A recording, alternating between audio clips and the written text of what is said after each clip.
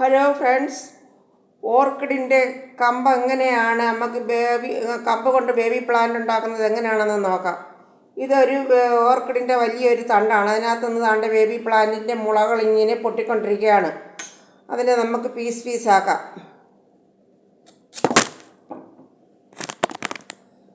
ഓരോ മുള വരുന്ന ഭാഗത്തിന് മുകളിൽ അടിയിൽ വെച്ച് പീസാക്കാം.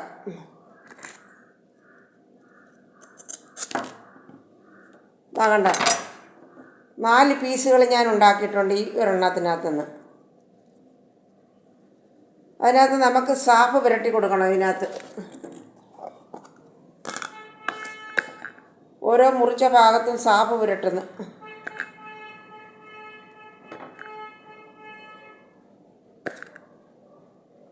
അഴുകിയൊന്നും പോവാതിരിക്കാനാണ് ഫംഗൽ ഇൻഫെക്ഷൻ വന്ന്.